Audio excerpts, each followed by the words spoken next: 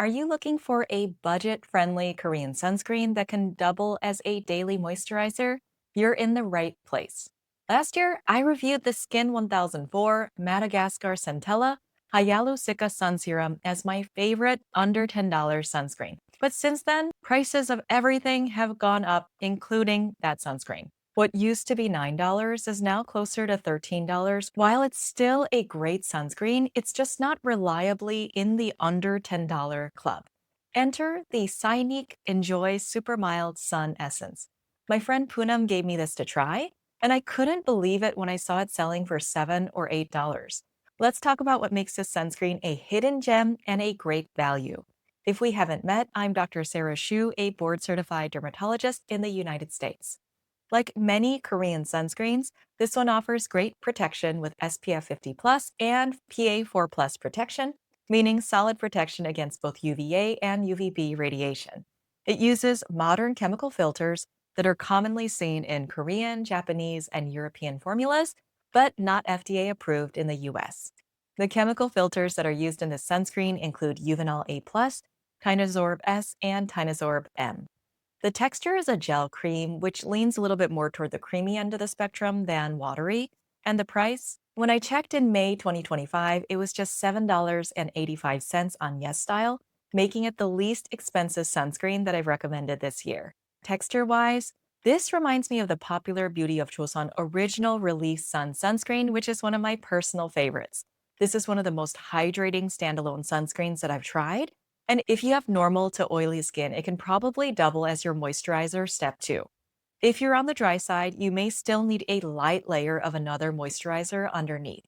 My first attempt at using it, I layered it over my Astura Cream Mist and the Vanacream Vitamin C Serum, and I looked pretty greasy. So now I just wear it by itself, and now I don't look as shiny. I appreciate that the formula wears well with or without makeup. And the finish? I think it looks dewy but not shiny, as long as it's not humid out and you don't pair it with rich moisturizers. There is a faint chemical sunscreen smell, like a very mild version of a dry erase marker, but it is not overpowering.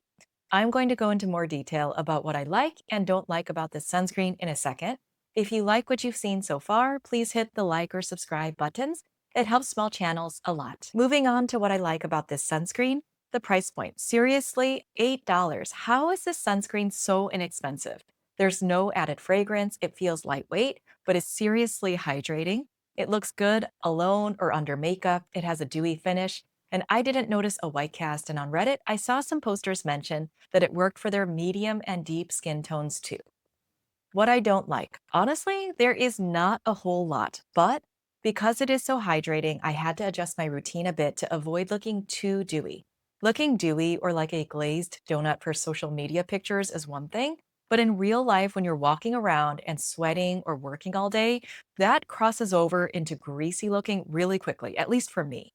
And because it's not sold in the US thanks to the filters that haven't been approved by the US FDA, aka all of the most effective UV filters, aka filters that Asia and Europe have been using for years, ordering Korean sunscreens is still a pain.